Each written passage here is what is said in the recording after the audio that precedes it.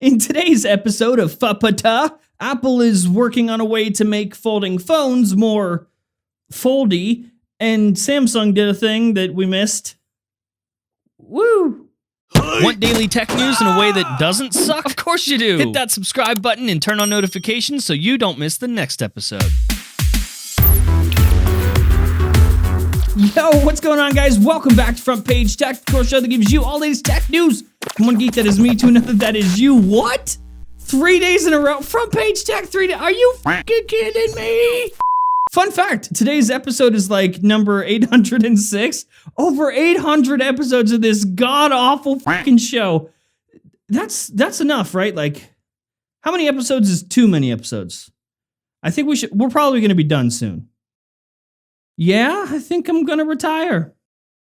Yep, this is it. This is my last episode. I'm retiring right now. Looking for a new host. Hiring a new host. Go ahead, apply for the job in the comments below. This is it. I'm quitting. All right, so first story of the day. Story numero uno. I gotta play a little bit of catch up here. If you missed it, this piece of news was from like earlier this week. And I'm gonna tell you now. On Friday. If you missed it, with the brand new Galaxy S10 models, you can remap the Bixby button. So the hardware button that always took you to Bixby, or you could just turn it off or had to use a third-party app to try to get it to do other things, yeah, you can just like natively remap that button. But it's not just with the new models either. If you missed it, Samsung is listening all across the board. You can now remap the Bixby button for your Galaxy S8, S9, S10, Note 8, Note 9, all of them. So if you want to, you can press that button to open Twitter, Gmail, Google Maps, Pornhub. Probably not Pornhub. But of course, not Google Assistant, which, I mean, can you blame them? It's the Bixby button. They're gonna let you remap it to do other stuff, but not to use Google Assistant.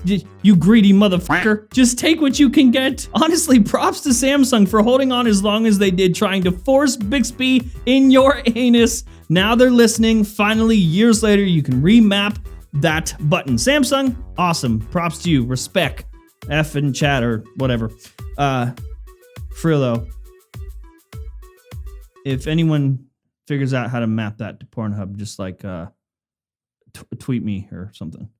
All right, so next up for today's segment of, well, of course they did.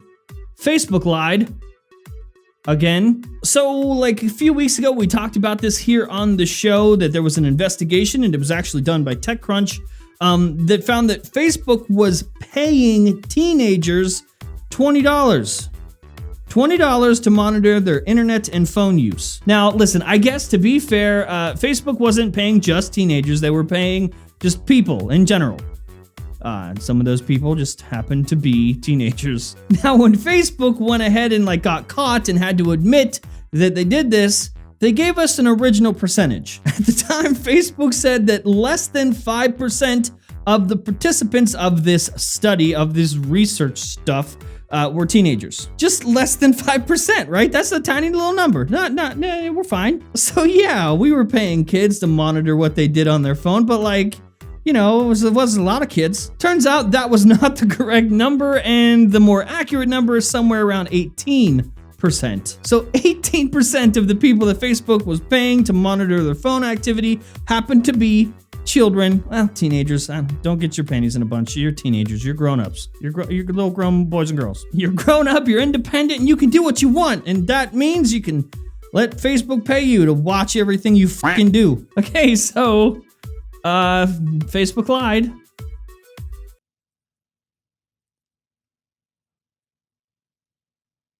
You can tell how shocked I am.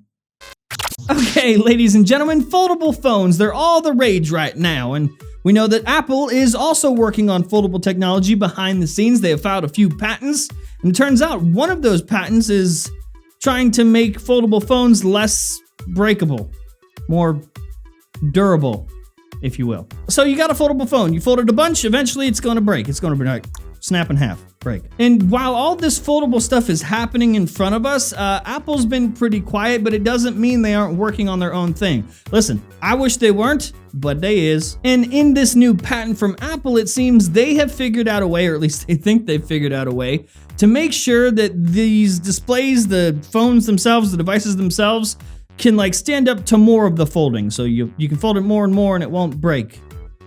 Okay, how are they going to do that, you ask? Well, they're gonna heat that bitch up. According to Apple, they've found that these foldable phones become more prone to breakage in cold weather, or like when the device is actually cold, and I guess that makes sense. So to prevent that, just heat it up. The patent abstract for this says, an electronic device may have a hinge that allows the device to be flexed about a bend axis. A display may span the bend axis to facilitate bending about the bend axis without damage. When the display is cold, a portion of the display that overlaps the bend axis may be selectively heated. The portion of the display that overlaps the bend axis may be self-heated by illuminating pixels in the portion of the display that overlap the bend axis, or may be heated using a heating element or other heating structure that provides heat to the portion of the display overlapping the bend axis. Holy fucking shit. So basically, the new foldable iPhone's gonna come with a hairdryer. That's what I'm getting here. Hey, you get the new iPhone? It's pretty fucking cool, huh? Yeah!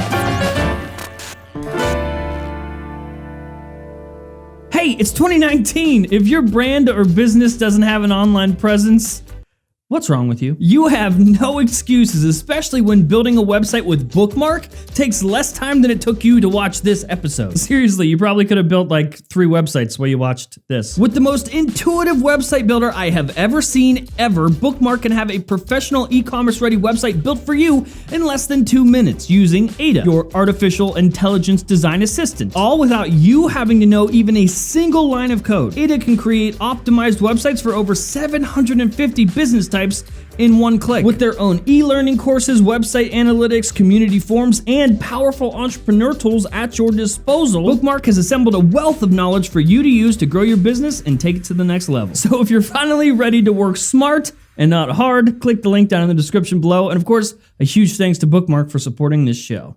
And that's the show. Hopefully you liked it, learned something. If you did, hit that like button. If you hate my stupid face, hit the dislike button. If you're new here, subscribe. We'll see you guys on Monday.